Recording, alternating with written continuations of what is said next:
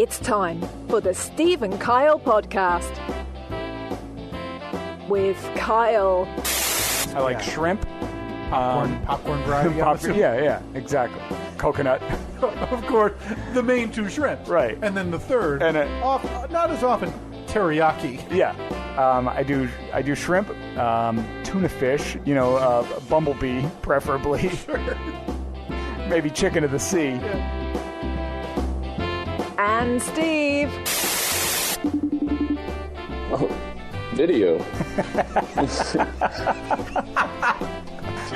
I didn't think this was going to be video. Well, it's just easier to see you. I do appreciate how I texted you, Matt, FaceTime, and you opened your phone and said, video, like a caveman who first found fire. Now, here they are, two guys who are living in style, Steve and Kyle.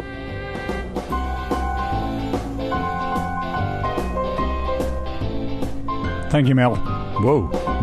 Did that sound really... Wow. That sounds really bad, right? I wouldn't say bad, it just felt like you came in hot. It doesn't sound bad in my ear. It's a bit... Okay, that was weird. Yeah, that was a bit in your face. It's been a while, Steve. It's been a while, so maybe we're trying to get back in the... I don't know. scheme of things. This is, again, as we've talked about nearly every week, APS 3 whatever this is slowly being taken over by both Cricket Corner and Evelyn's Playdrome. Yeah. And the mixer is close enough to the edge of the table, and she is now tall enough where little hands reach up and knobs are turned and faders are adjusted. So there's a very good chance that that the terrible audio quality is brought to you by Evelyn today. Yeah, I noticed what is going on? Cupcake and ice cream cart has moved. It's a little closer to us than it usually is. So I'm not saying that's what happened. I'm just simply saying your theory is plausible, Steve. Yeah. Theory is plausible, but that doesn't take away from the fact that it has been a while. Mm-hmm. You know, we bunched up the last two episodes. It's been almost 2 weeks, It'll right? be 2 weeks 2 weeks tomorrow. Yeah, as since we've sat down. So Steve, you took your trip back to the motherland. I did. It's been a while. I saw the whole family was there first time in 18 months, I think you had said, since essentially everybody you'd seen everybody. Yeah, it had been since Christmas of 2019. Oof. That's crazy. Because then obviously early 2020 is when everything started to go awry. What happened? Been watching the news. We just couldn't afford to get out there. It was something else going on. Or we missed something? What's up? How was it? How was the trip back to the motherland? Was it like sinking back into your childhood home? It was great. Childhood home, long gone. Right. Well, not long gone. Still standing, as far as I know. But does that ever intrigue you? Like if you're ever out there, you're like, hey, let's go. Oh, I drive by it. You drive by it? Yeah, because typically when we go back, we stay at my mom's house. So that's about a 25-minute drive from where I grew up. But if we're going in that direction, I'll always make a detour. And actually, the last time, I don't know if it was... Yeah, it was the last time we were there at Christmas in 2019, stopped at my old house. I feel like we talked about this on the podcast. I don't remember. Because I got a Facebook message from a random person one day. Oh, no, I don't remember this then. Saying, hey, I just bought your old house and I found a bunch of your stuff in the crawl space in the upstairs bedroom, which is crazy because that was the bedroom that I had. On either side of it, there was like little crawl space areas. Yeah. And at some point, stuff had been put in there just in storage. So when my mom sold the house, I think in 2012 or so. Oh, so she was in there longer than I even She was, thought. yeah. Okay. She was in there for a while. She sold the house in 2012. The people lived there for, 7-8 years, and then they sold it. They must have never gone in this crawl space because the new owners went in the crawl space, and he found a bunch of my old stuff in there. And he was able to go through, I think there was like a yearbook in there that had my name on it. So he just went onto Facebook, typed in my name, saw that I grew up in Cinnaminson, New Jersey, did the math, and was like, all right, well, how many Steve McKiernans could there have been in Cinnaminson, New Jersey? sent me a message and said, "Hey, random, I know this is weird, but did you used to live at this address?" And I said, "Yeah, why?" He's like, "I'm the new owner. I found a bunch of your old stuff." I'm like, holy crap. So when we were back there at Christmas, we drove over there and picked up a bunch of my old things, most of which I then threw directly in the garbage. Yeah, so it was a relocation service from his garage to Yeah. the nearest garbage for you. Yeah, but at the time, it was really cool because I went to my old house, which was strange. The first time I had been there in 9 years, 8 years, whatever. And I knocked on the door, and he came to the door, and he answered the door. And like, I walked in to the entryway at my old house, and I stood in the living room, and I was like, this is weird. This is really weird.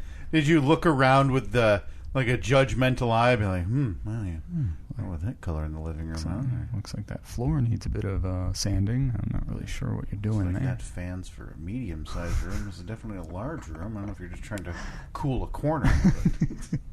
It was weird. Really weird. But, yeah, kind of interesting to be back.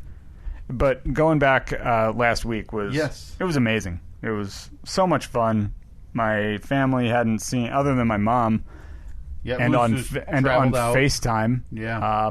Nobody had seen Evelyn since she was 3 months old. Mm-hmm. So now she's 21 months, 22 months old or so.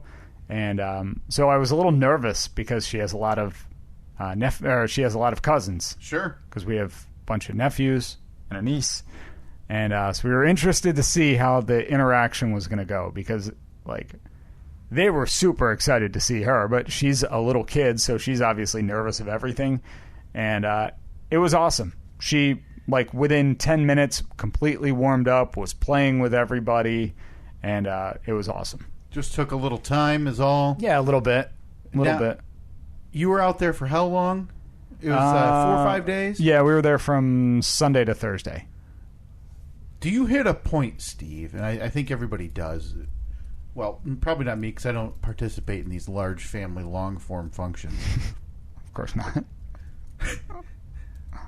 What point did you hit all right, ready to go? Oh, I hit that no matter where I am for any reason. Even if I'm on the vacation of a lifetime. When we were in Jamaica, I believe, Ocho Rios. Where now? I know where you're going with this questioning. Yeah. And no, idiot, it's not the southern coast of Jamaica. It's the northern coast. Oh, well, I mean, that has to be a common mistake. On a windy day, you can hear the music from Cuba. Man, Little Havana, just humming with the party scene that is maybe Little Havana, or is that Big Havana? Little Havana is there a Big Havana? Well, like put that on the poll. Is it Little Havana? Like all the fake Havanas in like Miami area? Little Italy? Yeah, obviously you would then travel to Italy and call it, yes, TSA officer, I'm heading to Big Italy today. All right, we need that on the poll. Yeah, is there a Big Havana? In Cuba? Yes. Or is it... Or do they just refer to it as Havana? Right. Yeah. That's what Vanna White is named after. Right. Long, long life named after Big Havana. As a child, they obviously called Vanna White, hey, Big Vanna. And she took great offense to that. Led to her tile-turning career. Yeah. A career of just physical exercise.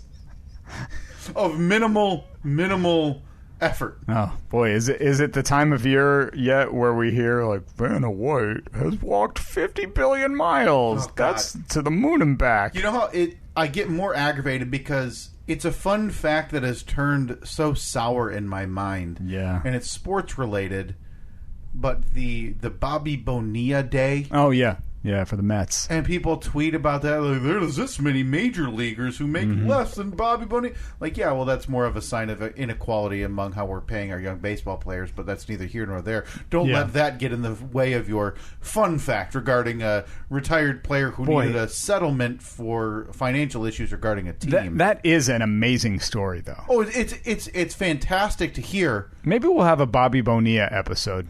You think so? Yeah. Can you tell me when so I can skip it? It's just going to be me reading from Wikipedia.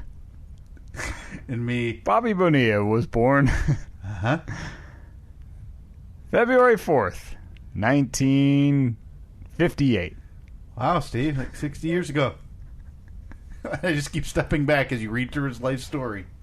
But so you were on the 8 Rioses in Jamaica.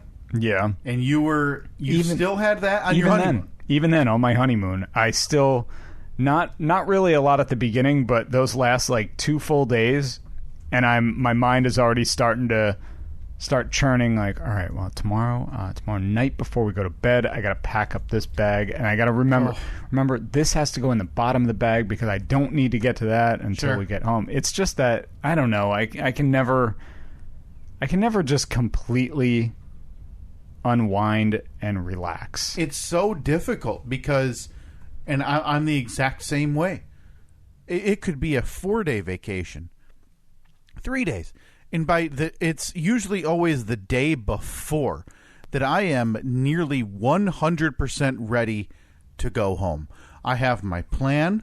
I'm thinking, all right, I'm going to make sure my bag is ready. You know, I don't want to wake up at, especially if I'm driving somewhere, I don't want to wake up at 5 a.m. or 6 a.m. and, have to pack all my stuff back up. I want it all done the night before. I've got my clothes like set to the side ready. With me, it's the flight itinerary too. It's the checking in for the flight 24 hours in advance, making sure that I have the updated or I have the correct boarding passes saved in the little wallet app on my phone. So you're not straggling along at the airport trying to pull everything up when you're in line. Because I don't want to be that guy. No. I don't want to be that guy that's like, boarding pass? What? What's a driver's license? What am I doing? Where do I get one of those? Yeah. So, but I mean, it had been obviously a year and a half since I had been on a plane. Sure. So it was weird how much I had forgotten when I got to the airport. What do we do now? I just throw my bag in the air and somebody picks it up, or what's going on? Yeah, maybe you would assume. It's still one of my favorite look backs is I think it was Home Alone 2, and this is the one where he gets lost in New York, Steve. Not to be confused with the one where he is lost in the Chicago suburbs. Yeah, no. Not lost, but Home Alone, where as he's sprinting through the airport following who he thinks is his dad, he bumps into the ticket agent, and in a cartoon-esque fashion, 100 plus boarding passes fly into the air. Yeah. And in lieu of trying to decipher should this kid go on this airplane, the ticket agent shrugs, says, just find one that's open, and waves him onto the plane. Pre 9/11 world. So maybe you think, it's been 18 months, so you're thinking, maybe things are a bit more lax to get on the airplane. Maybe they've loosened up a bit. Yeah, you wore your finest shoes. You packed your metal as far as you could on your body, not aware that you're going to have to go through a detector. Yep. No, it was pretty normal, though. We had good flights both ways. Delayed a little bit on the way back for weather, but it was no big deal. My daughter fell asleep in my arms, which to me was possibly the most charming thing that has ever happened, because that never happens. She's not so much like she hugs, but she's not quite at that age where it's like if I'm sitting on the couch, she's gonna come up and snuggle in. She's just not like that. Not yet. I don't know if that comes with age or if it's just a person by person thing. So for her to fall asleep curled up in a little ball in my arms, I was like, this flight could go to the freaking moon and back, and I don't care, because I was thrilled. That was awesome. That was the exception to the rule. That was amazing. Where that typically doesn't happen. Yeah. So we had a good trip. We did the family photos. Yes, I nice saw family those. Photo shoot. I'm sure that went easy, like getting all the kids looking and getting no issues. Shockingly, no issues. Really, all of the kids were awesome. We only had one skinned knee. That was my daughter. We were taking pictures at this beautiful old mansion that's near where I forget what it was. It was like the guy that invented like the 3-wheeled bicycle or something. Was there really? And it's funny because it's called like the I forget what it is, the something mansion. And you look at it and in no way is it a mansion, but by early 1900s standards, it was like the freaking Taj Mahal. Now it's like, oh, that's a nice 6-bedroom house, but it's referred to as the mansion. So, but they have there's really nice gardens and everything around it. So we had the pictures taken there, and at one point my daughter just took off, started running, of course, because she's dressed all nicely and we need her to not be a mess. Falls and skins her knee, and oh god, all right. But luckily her dress covered it. There wasn't blood seeping through. Everything was good. So we have nice family photos to show for it, and worth the hassle. Yeah, definitely. And it wasn't even that big of a hassle, honestly. It was just, I told everyone, I was like, here's what we're doing. Be here around this time. Yeah. We all met there, met the photographer there, and she was great. Like most photographers are, they know exactly how to deal with chaos, with big families and kids running around and everything. And you think they're all used to it, just in general. Yeah. Because you're not the first ones there with the child who won't, stay put or is jogging around, and it's always that weird sense of, I'm sorry. You kind of feel like you're wasting their time. Yeah. And it's more of a hassle. Mm-hmm. And I think the problem would be the photographer that is rolling their eyes at that moment. Like, what did you anticipate to happen here? Like, oh, you mean that there's a way that I can just say, hey, stay put, and my kid won't move? Oh, really? Right. Please, show me how. Yeah. No, granted, I mean, you're in 11, I believe Daniel's 11. Yeah. Joey is 9, 8? 8, yeah. I mean, for the most part, outside of boredom and eventual, like, Mom, Dad, let's go, let's be done. They know what to do. Yeah, and honestly, with them, it's more of an issue just getting them to smile for a picture. Oh, sure. Because they're kind of at that stubborn, maybe kind of awkward age where it's like, I don't want to smile. What am I smiling at? Why? I don't know who this person is. But yeah, they were great. Everyone was awesome. When was the last time do you think you guys had these kind of full-fledged family photos? Because as kids grow older and then there's grandkids added, and it's harder to get everybody especially with you guys where it's you're split kind of across the country. It's pretty rare. 2000, let's see, I remember we were in the Outer Banks in North Carolina. I remember that vacation.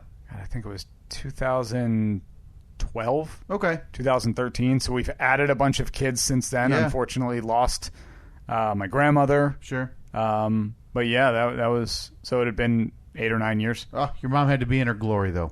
She was very happy. Yeah. Very happy. And so the photographer sent us a couple of the proofs later that day. And quick turnaround. She told us, she's like, I'll have a sneak peek for you in a couple of hours. Nice. So she sent us like 7 or 8 pictures that she had edited. And so at some point, she's like, in the next week you'll have all of them. So I know that my mom is like texting every day, like, so you got those pictures? Yeah. I'm like, I assure you, Mom, you will be the first one I forward them to as soon as I see them. And then there'll be 20 minutes later, okay, now how do I get pictures of them? Yeah, and exactly. You'll be doing that, and then because the way this photographer works, she's like, I don't do packages or anything. I just take the pictures. It's a flat rate. I send you a Google Drive link. Yep. And then you can do whatever you want with them. Yeah. I was like, perfect, because I don't want to have to worry about how many wallet sizes do I need. God. No, I just want the whole album. I'll put it on my computer, and then as we need them, we'll upload them to Walgreens and get them printed out. Oh, still a thing. The wallet photo. I know I know they can still print them the size. Yeah. Are there still people out there with their wallets going, glad you asked. Here's a couple pictures of my kids. And you don't think your dad still has wallet photos? No. Really? I bet my dad does. I think I still have 2 of my nephews that are probably 6 to 10 years old. See, I don't, because I don't have like the standard trifold or bifold wallet anymore. What do you I just have money the clip guy? No, I just have the it's basically a little sleeve that's the size of credit cards. Oh, okay. But ask me if I've ever put cash in there. No. Right. I don't even think that there is a way to put cash in there. It's such a far cry where it felt like, when we were in elementary school and we had to get, getting the school photos taken, and then you get them back, and you would buy those sheets Yeah. of wallet With size. like 12. Yeah, and then you'd be cutting them like an idiot, trying to keep them as straight as you can. And then, I don't know if you'd hand them out to your friends, but your family, like, what aunt really wanted a wallet-sized photo of 8-year-old missing tooth Kyle? Right. It didn't. Nobody cared. Yeah, that's very true. That is a bygone era. I bet my dad still has photos in his wallet. Does your dad text? Would that be obviously an odd text, yes. But is that something he'd reply to? Maybe in a week or so. It would take a little while. Dad, Hobie's on Florida time. These are all good questions that I would like to ask, and we talked about this last week, Steve. Did you want to give a call? Oh, to Brother Mike? To Brother Mike. Yeah, we can easily get Brother Mike on. I mean, I could talk to Brother Mike every week. I'm glad we spaced them out because I just have a million questions, even stemming from last week's episode, Steve, where we, talking about the Feast of the Seven Fishes. Oh, let's see if we can get him on now. Good morning. Hey, man, how are you? Hey, what's going on? We're just sitting here recording the old podcast. Your old buddy Kyle's here. Hey, Mike. How are you? What's up, bro? How you doing? But how'd the boys take the 76ers disaster this season? A lot better than I did. Were you? I'm assuming you were down a few bucks. No, actually, Game 7, the Sixers were a 7-point favorite. So I put a sawbuck or two on the Atlanta Hawks. Oh, well, I mean, quite a collapse. Betting against your own team. Now listen, a smart bettor is not a loyal bettor, Steve. You go where the money leads you. Is that a quote from Pete Rose? That's a quote. I'm going to put that on a shirt. Hey, get a net down here. Have her throw that on a shirt for me.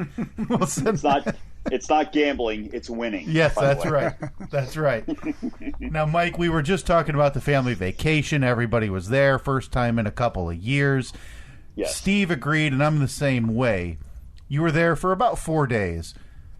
Do you hit as well that point where you're like, all right, enough's enough. I'm ready to get home. Now, to be clear, they weren't staying at my they just came and went as the days went on. So were you ready for Steve to go home as well? Actually, no. But oh boy, that sounded like a yes. Yes. I think, and I don't know that should be offensive, right? I mean, everybody's always kind of itching for stuff to be. Yeah, why wouldn't it be offensive when your own flesh and blood says that they were ready for you to leave? Well, here's the problem, though. It's vacation for Steve and Annette and the baby, and they come into town, and it's a whole big to do, and Steven's my mom's favorite, so everybody has to just drop everything when Steve rolls in, right? and then he gets here, and we sit down, and we had a great June Thanksgiving dinner. We did, by the way. Legit Thanksgiving turkey, mashed potatoes, really? Stuffing. Yeah, I think my mom, for whatever reason, just had a turkey laying around. She was like, well, we got to make the turkey. Well, she was probably waiting for you all last Thanksgiving, right. And nobody showed. Right. And so I got to say that Christmas in July has been eclipsed by Thanksgiving in June. Absolutely. 100%. So Stephen and Annette get into town. It's very nice. The baby is just a bundle of joy. We're having a great time with her. We sit down to this Thanksgiving dinner. And Steve has 4 green beans and I did half a portion of mashed potatoes because he's that guy. No, I didn't touch the mashed. Do you have any idea how much will that took me to not eat the mashed potatoes? I don't care. It was awkward. It's one of my that was one of my favorite things in the world. I had to eat the dark meat from the turkey. Nobody likes the dark meat. No, nobody's there for the dark meat. They're there for the turkey breast. No. I wanted the turkey. I wanted the mashed potatoes. I wanted the corn casserole. I ate about 12 pounds of green beans. I wanted the pumpkin pie. I wanted the cookies. I wanted everything. But I had to will myself not to do it, and I was very proud of myself. But Kyle, to answer your question, next time Stephen comes home for a visit, he should stay there and you should come home with Kate Katie and Reed. Yeah, no kidding. Yeah, I mean, I would at least eat your mother's, hard, slaved over the stove type food. I mean, so look, me not eating it did not prevent you from eating it. Yeah, but you're making everybody else uncomfortable at the table, Steve. Nobody sitting there with a bunch of gavones like they are. They had their faces in their plates the entire time. Didn't even look up. We're going to put it on the poll, Mike. Did Steve not eating Thanksgiving in June dinner ruin Thanksgiving in June dinner for the family? And I think we're going to know how that'll come back. And the one I feel bad for is Annette. Annette felt like she was embarrassed by it. I can tell. I can 100% tell. Annette drank like 4 or 5 beers just to make up for Steve and his terrible performance on vacation. Yeah, I feel like Annette the last few months, anytime they go anywhere or meet anybody, is constantly like telling Steve like, "Hey, go get the car or whatever," and laying back so she can apologize for Steve. It's just she's the victim in all this. Let's be honest. She's a victim, for many reasons. Yes. She is. This is just one of many, but just being associated, being linked to me now with a child is definitely victim worthy. Don't bring Evelyn into this. It has nothing to do with the baby. Did Evelyn at least eat? I used to think that. Oh, Evelyn, yeah. Evelyn has never. She has never missed a meal. So everybody in the McKiernan family is not making an ass of themselves except for Steve. Let me put it this way, Kyle. You're no longer the curmudgeon of this podcast. Oh boy, that might be the most offensive thing anyone has ever said to me. I can't get over the visualization of Steve with a mound of green beans and then asking if those strawberries have been rinsed so they don't have any additional sugar on them. Yeah. With a big smile on his face. Yeah, right. Like nothing's wrong here. Those strawberries got GMOs or what? You get those organic at the store. You pick them yourself. So to answer your question, yes, it was good that he went home. I was done after about a day and a half. It was the worst. It was the worst vacation ever. Even though I didn't leave the region, it was the worst vacation. Yeah, your commuted vacation was the worst vacation of all time. That's outstanding. Now, Mike, we talked extensively last week about a couple of items I wanted to pick your brain on today. Sure. One regarding your Italian heritage. And Steve full agreed that, of the Italian heritage and who embraced it and kind of has the feel for it more, you are the superior McKiernan in terms of being more Italian. Is that fair to say? Yes, 100%. Because I like to eat. Sure. And, the Emerald Isle is not exactly known for their cuisine. Right. So just a bunch of potatoes and like stewed carrots. I've been to Dublin 3 times, and I lost weight on every trip. Yeah. Oh. Yeah, it's no good. Well, they did have that famine that they rave about over there that lost everybody all the weight. That they rave about, The greatest weight loss of the century, they said.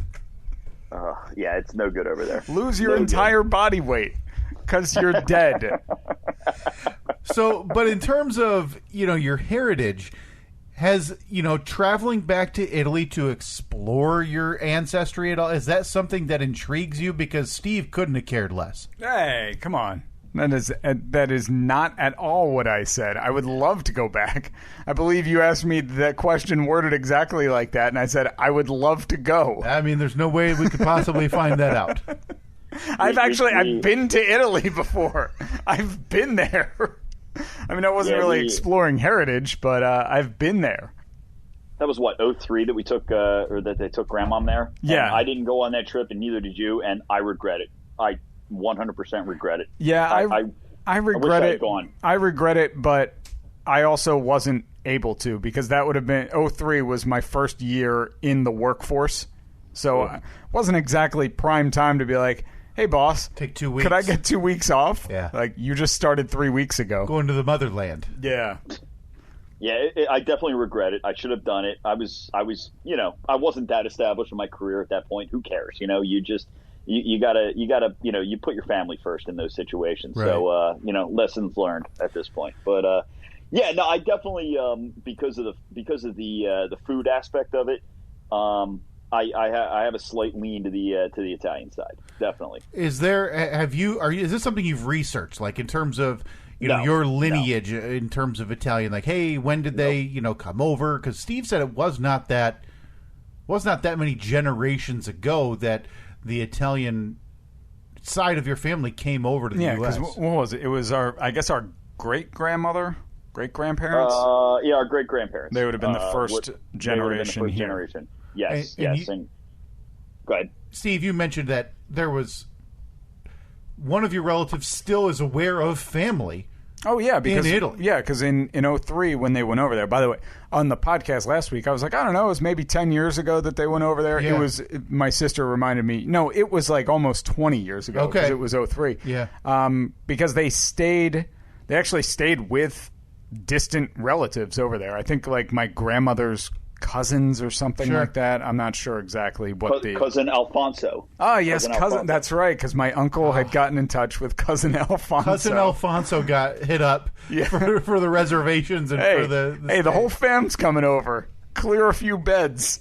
But is that something that down the road you would like to do? Are you going to be the one embracing this Italian side? Come back wearing gold chains and have your chest hair up? Because again, you go to Italy and you come back a character from The Sopranos. Yeah. Kyle, I don't live that far from Jersey. I don't have to travel. Right. I can hit Seaside Heights and I'm good to go. Right. Let's talk a little bit about. Steve was telling me about what's the title of it, Steve? I apologize. The Feast. Oh, the Feast of the Seven Fishes. The Feast of the Seven Fishes. Now, do you remember doing this when you were younger? Hold on. Before you say that, I need to send, because I know, let's see. Kyle, I'm sending you a text right now, but do not read it. Sure. Because now this is something that's been brought up a few times on the podcast, Mike, but when Steve told me that you guys kind of partook in Steve saying, yeah, I hated all the fish, I was a bit taken aback because I never really heard or understood the Feast of the Seven Fishes. Yeah, tell him about your experience with the feast, because I just texted Kyle a story that I 100% predict you will tell about this. Yeah, so when we were real young, so probably like through high school age, we never did it. Only because we used to spend Christmas Eve, which is when you usually do the seven fishes. Mm-hmm. We used to spend that at our father's parents' house. Mm-hmm. That was what we did every Christmas Eve. And then, eventually, our grandfather died, and then my grandmother moved down closer to the shore, and we got away from that. And so then, the Italians, a bunch of gavones, they move in and they take over everything. And so I feel like this was probably around the time that we took that they took my grandma back to Italy.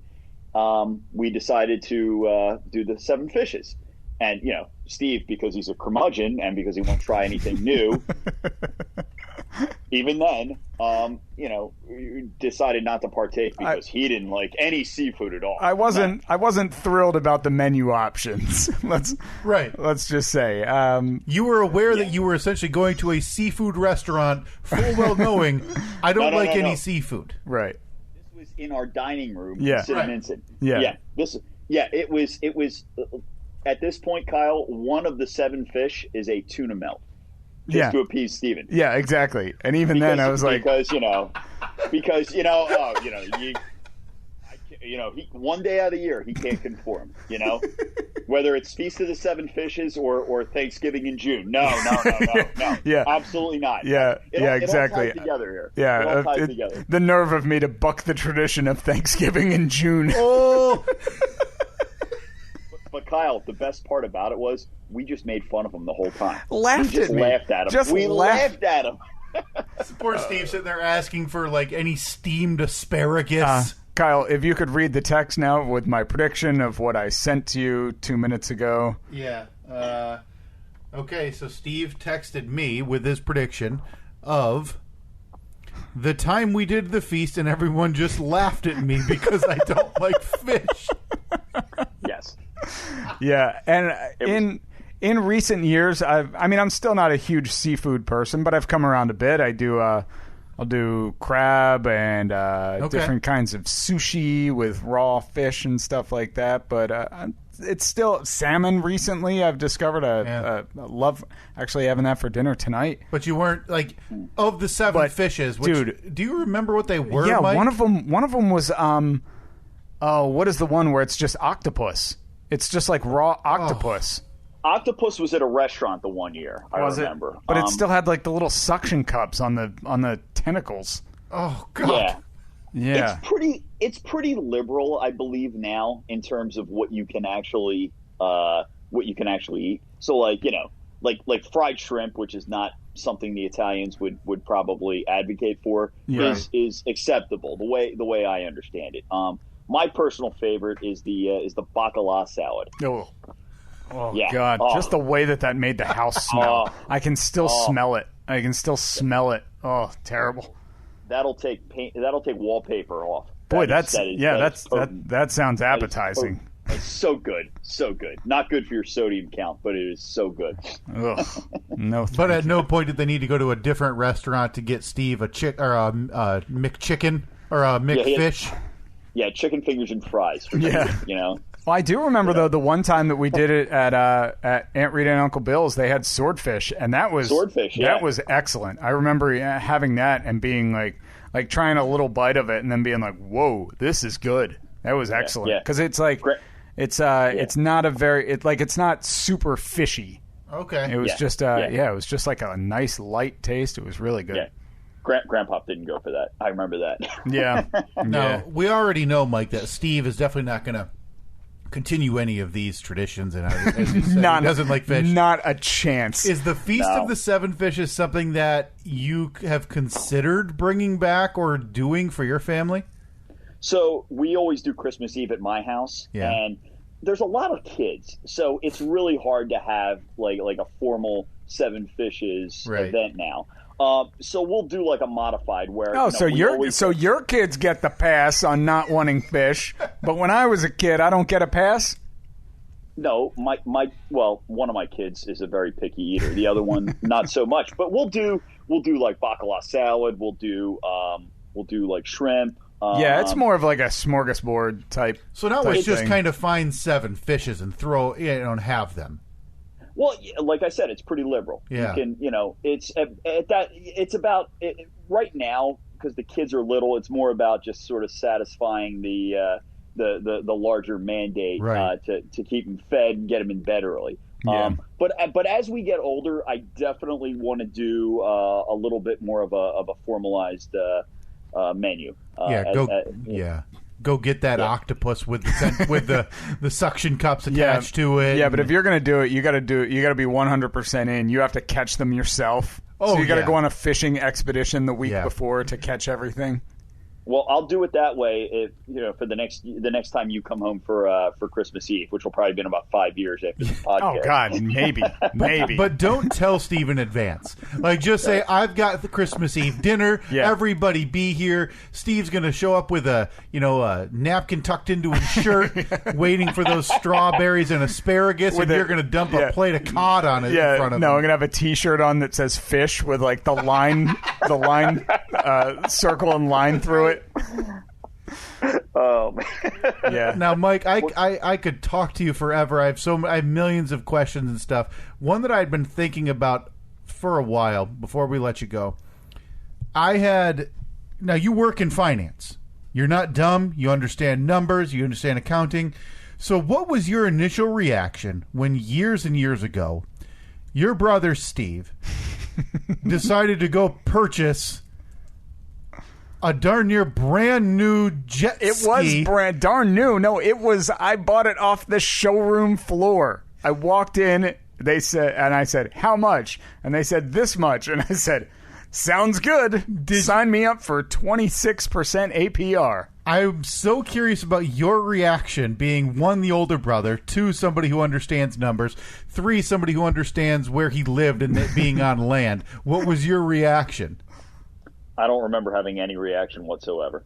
I was probably caught my own world at that point, as I still am. I feel like being the youngest child. I definitely benefited being the youngest child in the sense that it was, if I made a stupid decision, a.k.a. buying a jet ski when I lived in an apartment when I was 22 years old or 25 years old or whatever it was. I kind of got the benefit of the, whatever. He's just going to do it. It's better to make a bad decision in your early 20s than your late 30s. So. I still maintain that, yes, while it was a bad decision, there was no long-lasting effects of it. You got out of it unscathed. I sold the jet ski for $100 more than I owed on it. I immediately paid it off, and it was gone. And boy, those 17 and a half hours that I was cruising the open waters, that was, of course, probably 13 of them were spent in no-wake zones making my way out to the water, so just kind of putting along. But boy, the memories I have. So I guess in terms of, trying to maybe phrase it a little better for you, Mike, in your early to mid-20s, did the idea of purchasing a jet ski ever strike you? No. Okay. No. What do you think was your worst financial decision during that time frame? I mean, whether it was something stupid like a jet ski or just like, I made a bad investment and lost, a couple grand or whatever. Geez, I can't really think of any other than my gambling habit. Sure. No, nothing big though. No, big. No, I can't.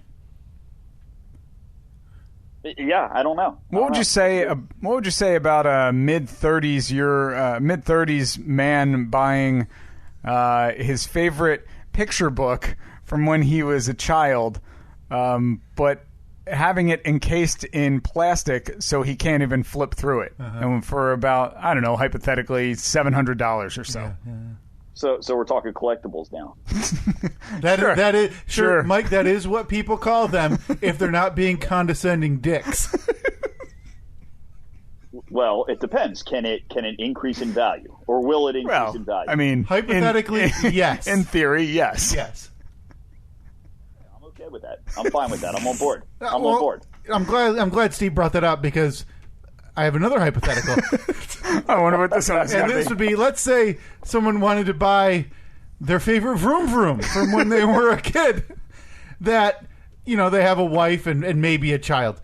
And this is a two-seat vehicle. And then, they have to sink a garage spot as well as thousands of dollars into making it functioning again. Is that something as a financial person you would recommend? Hypothetically. Absolutely not. Okay, no. Well, I mean, no. Yeah, you'd have to be a real idiot. I don't know. Everyone always says that cars are a great financial investment. Well, they're not as bad as boats. I'll say that. Yeah. Right. Yeah. Buying a boat. Boy, oh boy, what a... Oh. What is it? Boat, break out another 1,000. That's what they say it means. Or a Jeep, just empty every pocket. Huh? Right? Now, let me ask you this, Mike. And again, I know we keep saying right before we let you go, but again, I always have these questions. Such riveting topics today. Yeah. Italian heritage, fish, and bad investments. Yeah. Knowing finance, working in finance, how many people do you have approaching you or people asking you, hey, how much should I get into this Bitcoin revolution? Is this something I need to be, parsing through my retirement and pulling some out to put some into Bitcoin? I don't understand Bitcoin. I'm not saying it's a bad investment. I personally don't understand it. And when Joe Schmo is asking you about Bitcoin, that means it probably jumped the shark. And that means you're probably way too late to invest. Yeah. And that has nothing to do with Bitcoin. That it's one of these like fly by night investment opportunities. I believe in the fundamentals. You put it in something that tries to track the S&P 500, and you forget about it. Right. So you're not you're not the guy who's waiting for the 2 a.m. fluctuation for Dogecoin. No. I'm not saying it's a bad or a good investment. I just don't. I don't pay attention to it. So it's you don't have any invested in it? I have nothing. No. Yeah, because even my even our accountant, I had talked to him like the last time we went in for just a State of the Union of where our finances were. We do that like once a year. I said every time I'm in there, I always try to I always ask him about like whatever the big news story is. Like, hey, what about Bitcoin? I saw it took this huge jump or whatever. And I always ask him, like, well, should I invest in that? And he said, if you're not willing to lose it, don't invest it, which I think any good investment person will tell you. But I always say to him, do you have any invested in it? And he says, yeah, I got a little bit. He's like, yeah, I invested like, $400 into it. And it, it's gone up, it's gone down, it's gone up, it's gone down. So, but he always says, but I'm willing to lose that $400 in the off chance that $400 turns into $4 million. Sure.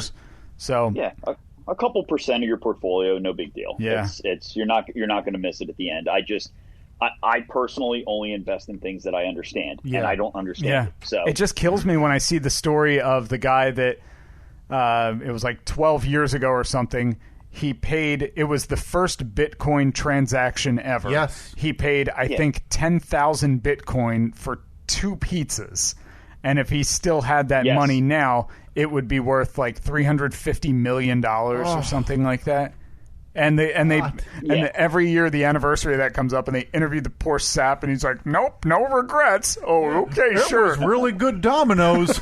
You idiot! As he's got the knife to his wrist, no, everything's cool. My life's been great. No, just whatever Bobby Bonilla does is what I'll do. Oh, we actually just mentioned Bobby Bonilla before you called. Is it Bobby Bonilla Day yet? Yep. I know it's sometime in like June or July. Every July 1st, July Steve. 1st. Every July 1st until the world ends, Bobby Bonilla will be getting his $1.3 million. Is there anything like that you can think of? I know this is kind of incomparable, Mike, but in terms of the Bitcoin revolution, is there anything you can remember in finance where it got people so worked up and wanting to be so involved in this trading game like this? I mean, technology probably 22, 23 years ago was probably the only other thing that I remember being to that degree. The difference now, though, is that anybody can invest in pretty much anything right now. It's very easy to invest in Bitcoin and other exotic investments. When you say technology 22, 23, like the dot-com boom, basically, because that's okay. So when the Super Bowl, there were, I forget what the stat was, there were like 85 commercials played during the Super Bowl, and like 83 of them were for dot-coms, and 82 of them are all out of business at this point, something like that. Yeah, it was literally if you had a startup and you had an internet startup in 98 to 2000, you could count on making, you could count on going to IPO and making, a huge profit at the very beginning. But then the bubble burst, like 01, right before 9/11, I remember. What were you doing during that rise and fall of .com? Were you involved? Same stupid thing I'm doing now. So was there this insane panic when that balloon burst and everything started crashing down in the .coms?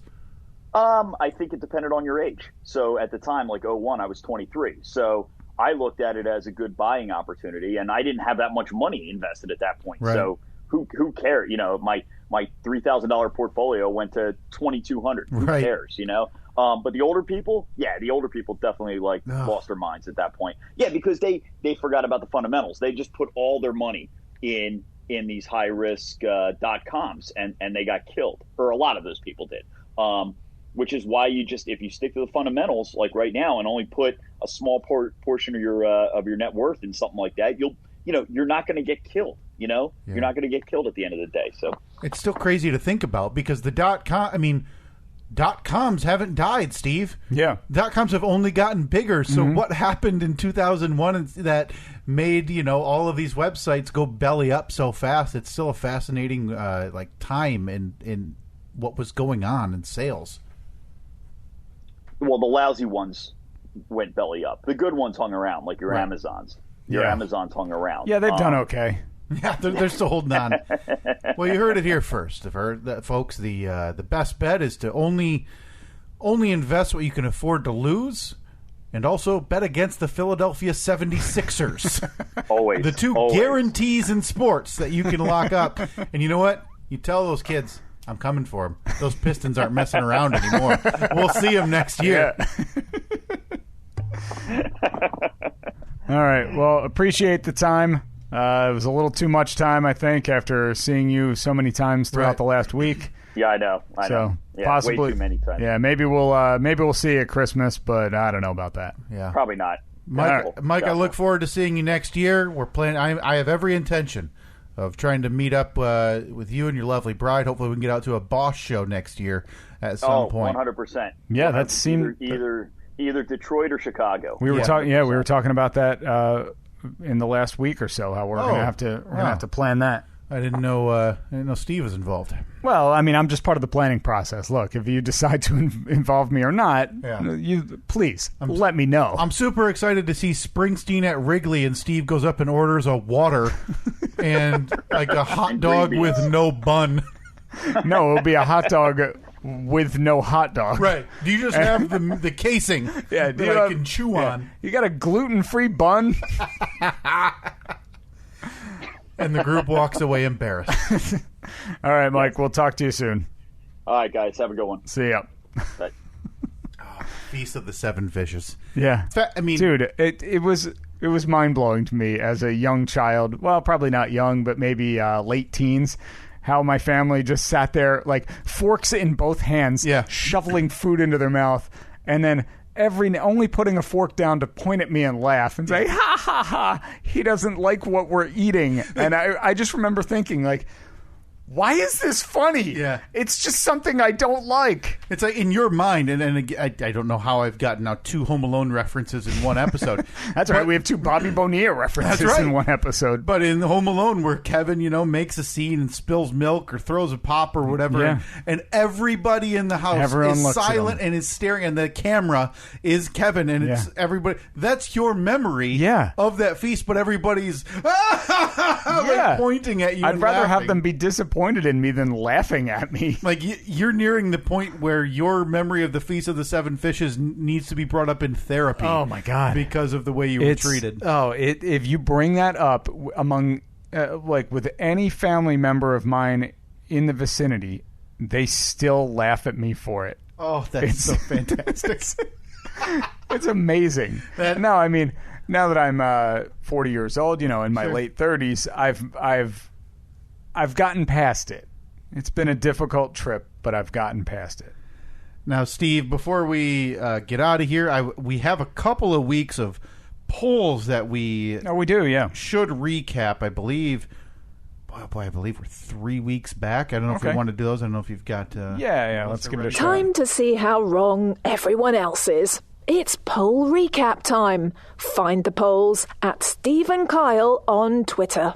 And Facebook. That's right. I need to actually edit it back together. I just didn't save it the one time I did it. Just edit it back together with your voice, though. Oh, yeah. Where you've just said, and Facebook. Yeah. So, again, we ran out of budget for Melissa Vaughn.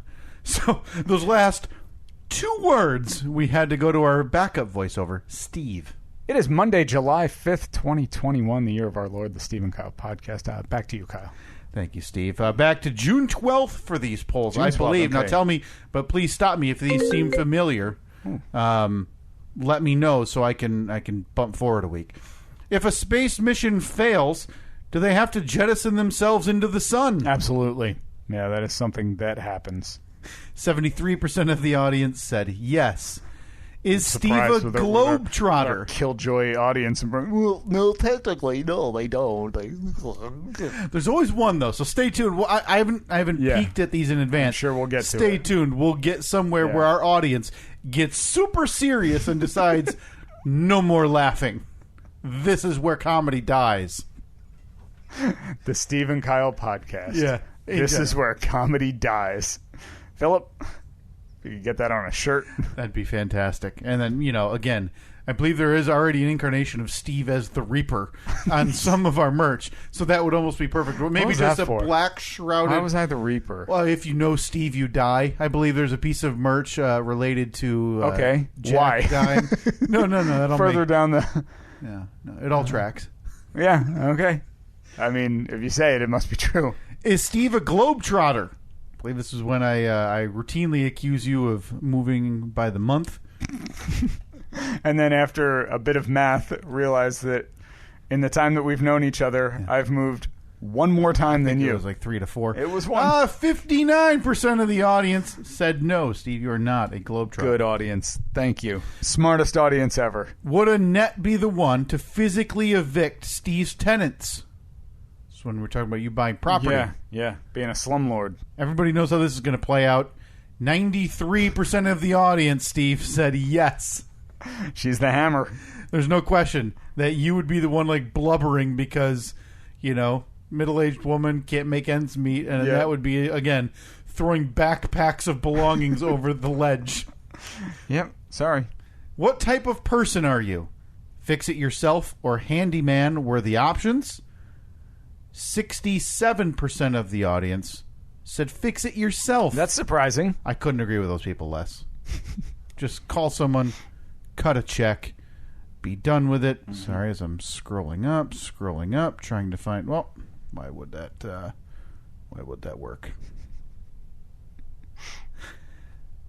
Scrolling up to the next week. What level of celebrity are we? I think we had said L or M. Yeah, I think we had agreed on like K through P. So the options were A through E, F through J, K through P, Q through Z. I'd be happy with K through P. Now the last place, A through E. Of course. 21%. Now that's shocking. These are all way too close. 21%. Yeah. Second place, F through J. 25%. Oh boy, this could Third place with 26.3% of the vote. K through P. Okay. The leader in the clubhouse, Steve. Over 27% of the vote. Q through Z. I'm not happy with it, but I think it's pretty accurate. And actually, I believe that is it. We didn't have any polls last week. Okay. Yeah, that's. I think those are all. They are still posted. The new ones this week at Steve and Kyle. Yeah, what do we have this week so far? Facebook and Twitter. We've got about 5 of them up there. Do you always stop by your childhood home if you are nearby? Is there a big Havana in Cuba? Are you always ready to go home before vacation is over? Are wallet photos still a thing?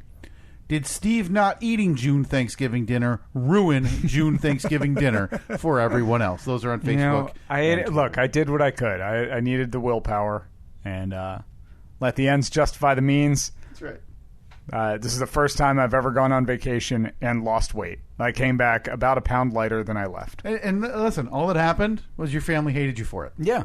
Look, so they already dislike me anyway. Minor trade-off for the greater good. Yeah, I went from being like this much to being like this much, and since this is an audio-based podcast, my hand went from one level to about an inch below. Right, so not very much. Yeah, these are just minor ripples.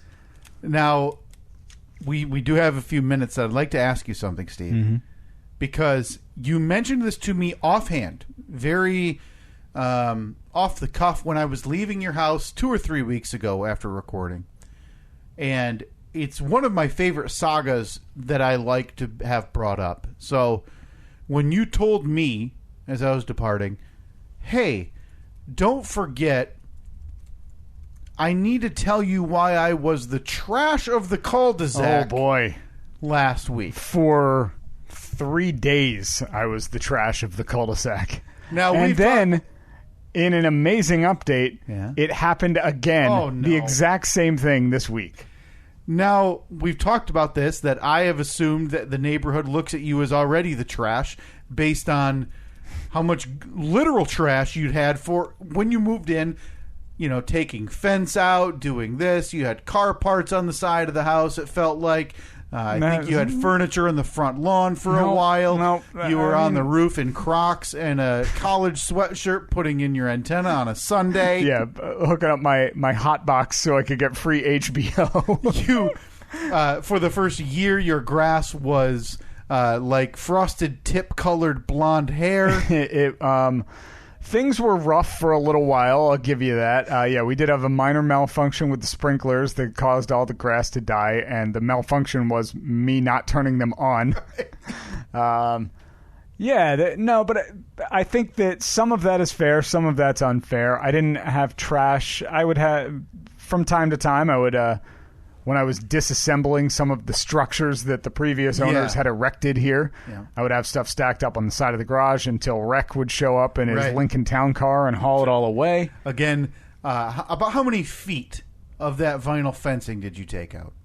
There were, I think, 4 8-foot sections. So 30-plus feet of vinyl fencing. That Rec strapped into his Lincoln. He popped the trunk, laid the fence long ways, like side to side, across the trunk. I don't know why he even bothered opening the trunk. He could have just left it shut. It would have been a more stable surface. But stacked them 4 high, laid them across. Yeah. Put, from what I remember, 1 maybe bungee cord on them, and then tore out of town. See you later. Out of town. Yeah. That is probably the closest that the authorities have been to being called on this cul-de-sac in a long time. Maybe. But it set the barometer for what people think of you on the cul-de-sac. Well, at least for the purpose of this podcast, yes, it did. So maybe, the wave of people hating you at, Rex here is, you got vinyl fencing on the side. You're at your high point, and then you have a year or so where you're on the downhill. We've been good. I try to hide all my garbage. If there's anything that I don't want people to see, it stays within the garage. That's why the Comanche has not seen the light of day, other than for about 10 minutes since I bought it almost a year ago. You don't want that shame. I don't want the shame. I even keep that side of I'll never open that garage door just because I don't want people to judge me, because I know when I drive by and I see somebody's garage is a mess, I'm like, what the hell? Look, what's with that pack rat over there? Like it reminds me of, I believe it was Old School, where Will Ferrell gets married and he's the first one of those guys, and he's working in the driveway blasting Def Leppard with a bandana and cut off jean shorts. That's I want you to get there. Yeah, you need that push over the ledge to where you bring the Comanche out into the driveway. And you're wrenching on it with 80s rock music. Started up and it backfires. Right. And plumes of smoke. And I'm just sitting there in the driver's seat waving as families come home. Yeah, once I get it running, I'm doing donuts in the cul-de-sac. So what happened less than a month ago that brought these... Because now I think I'm in your head a little bit when things like these happen, right? Oh, absolutely. I think the first thing I think is, oh, God, if Kyle sees this. Yeah, if he hears about this. And both times it's happened, you've missed it by a day. Really? Yeah. Because in actuality, I mean, we know the one neighbor wants literally nothing to do with you. They don't want anything to do with anyone. We see them maybe once a month. Oh, it's the perfect neighbor. So in actuality, nobody really cares. No. But... in my mind, you're being judged from all corners. So what happened? It was something simple. Like it always starts out as something simple. Right. Like, hey, I'm just going to go outside and sweep the driveway or something, and somehow, you're drilling a hole in a panel. So I just went out to cut the grass. Yeah. That's all I was doing. Cut the back grass first. Came out nice. Drove around to the front. Did all my edging. Yeah. Did my weed whacking. Just hopped on the mower because I have a riding mower, cutting the grass, and I don't know, usually I do the thing that I think a lot of people, like, you cut the whole perimeter first. You kind of cut work your way in. Like you're painting a room. No question. You cut in. I usually do 2 cut-in passes around the outside of the yard, and then I just go and I start doing stripes. Yep.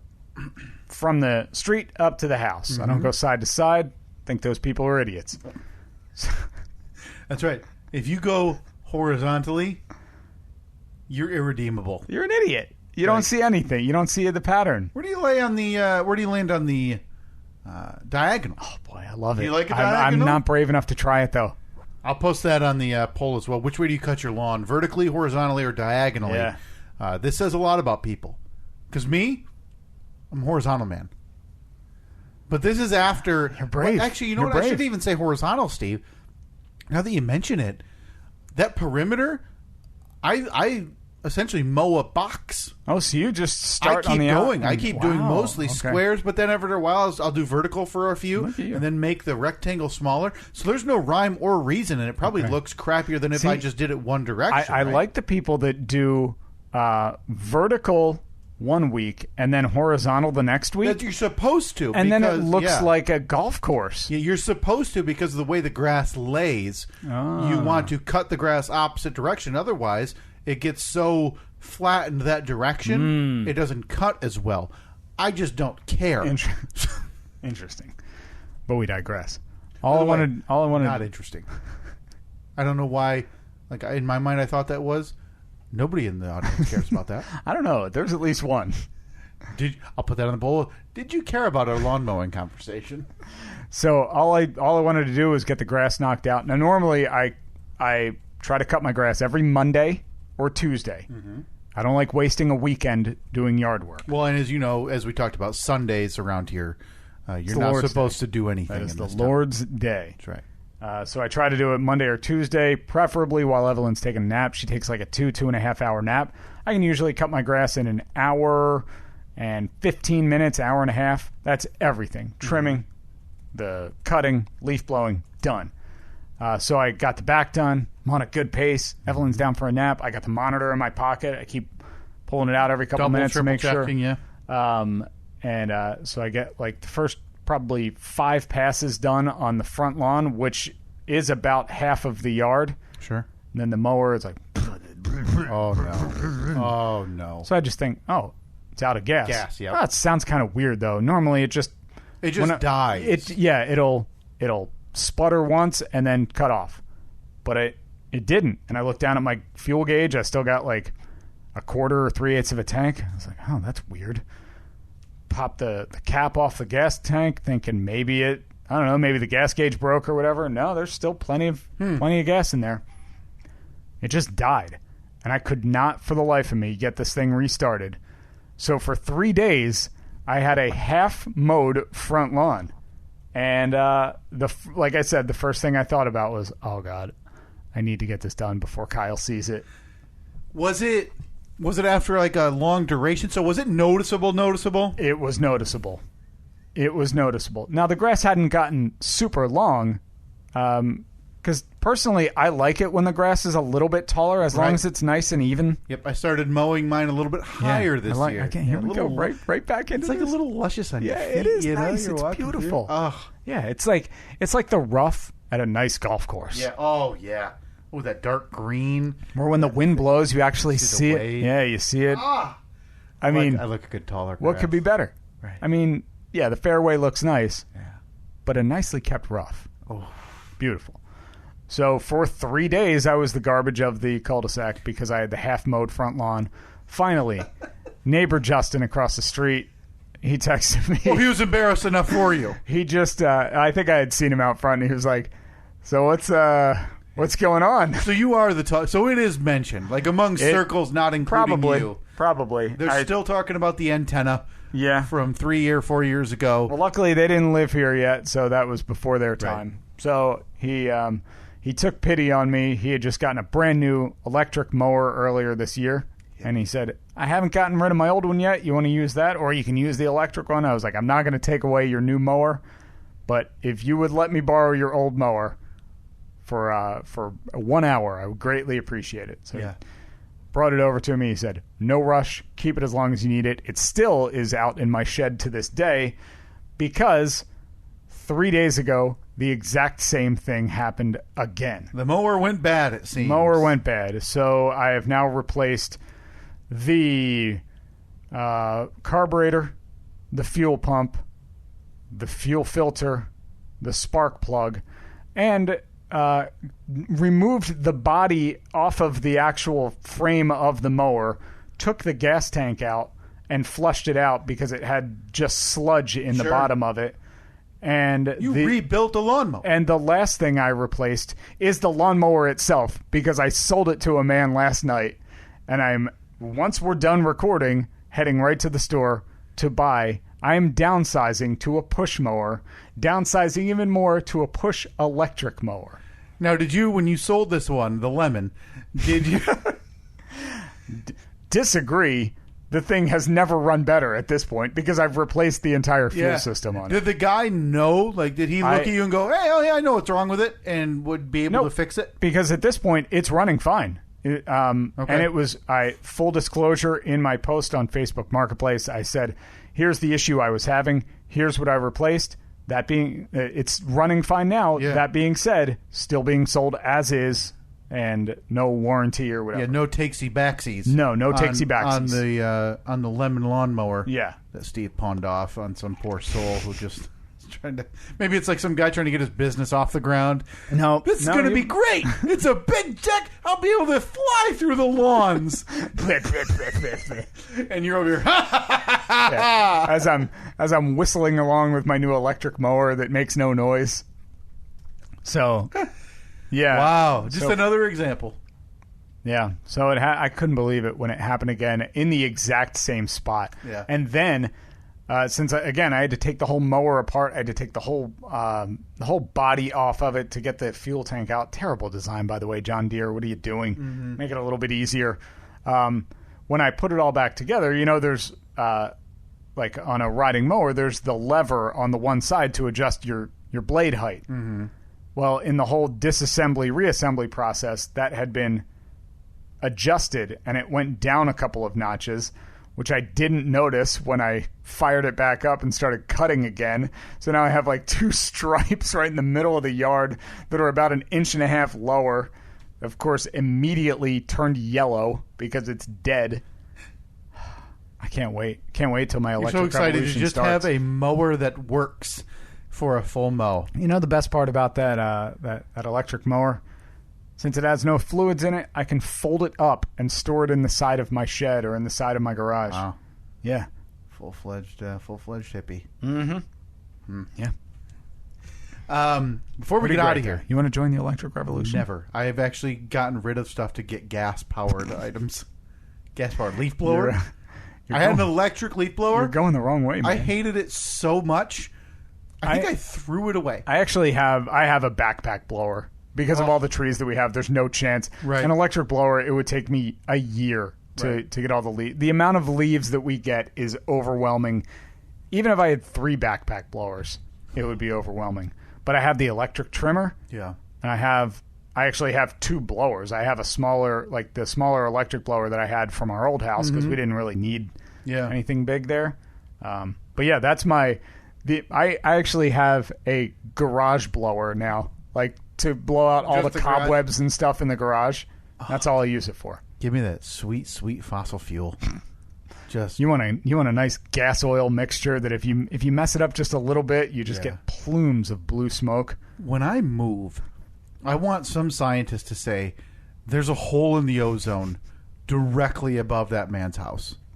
That's my goal. That's your goal. That's my goal. So most people, their goal is to reduce their carbon footprint. Yeah. Your goal is to make up for all the people who that have reduced by increasing. Yeah, it's all fake. That's what I've heard on the blogs. This is just a natural thing with the climate. Sure, yeah. That happens every couple thousand years. We know this because we had scientists a couple thousand years ago working on this same stuff, and they said, "Hey, this happened a couple thousand years ago." So we know it's a cycle. They just leave. Yeah, they leave notes for the next scientist. Nothing to see here, folks. Future generations. It's all normal. Oh boy, hey, that sure came in hot. Yeah. Hey, before we get out, need to mention because it has been neglected. The Cure for the Cure. Is that what this week? This week. Oopsie. It's not going to happen this week. Pandemic's still raging on. I probably wouldn't be safe. I'm not laying blame at anybody's feet except for Steve's.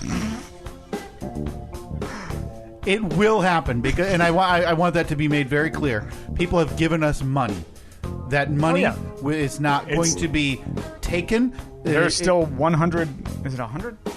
The Cure for the Cure is going to happen. Yeah. Oh, sweet. I got an extra $120 to go buy my mower today. It is going to happen. I want that to be rest assured. Stand by. We will get an updated date and time for that. I would say still same format, 6-hour streamathon type thing. It will happen. So please, if you've donated money or considering it, Coming Please Labor still keep Day that. 2021. Actually gone Labor Day weekend. Coming. The week after Labor Day 2021. What are you doing Columbus Day? Hey, bank holiday. I'm off. Of course. Oh, Also, boy. coming weeks, something a little different around here. The next few weeks. Yeah, a lot of. I've put my booking hat on. Yeah, you did. And I I've- felt like every 3 hours I was getting a text from Yeah. you saying, "Hey, we're doing this. We're talking to this person." I've never heard of any of them. Yeah. Need you to The do one- homework. I need the you to do one- some homework. The one especially when you sent me the text, I was like, the politician, Right. the So very unpopular politician. over the next 3 weeks, we have 3 different interviews that we're going to be doing with 3 different podcasters of podcasts that I've just listened to. Decided I'd reach out to the hosts and producers of these podcasts. They all agreed to be on. So they will all be on our podcast. Correct. Okay. Yep, they'll all be on with us. We'll talk to them about, creating a podcast, creating a podcast during the pandemic. So when are we going to be on theirs? I don't know that we'd fit. Again, I don't know that the murder there's- mystery podcast. I don't know that they're having Oh, guest but spots. we've done from yahoos. We've done our impressions of them for years. Sorry, we have. Yeah. Nailed them. Oh, for the first time ever, we're about to run out of outro music. Oh, no! At Steve and Kyle, Facebook, Twitter, Instagram. Take the Facebook polls, Twitter polls. See you next week.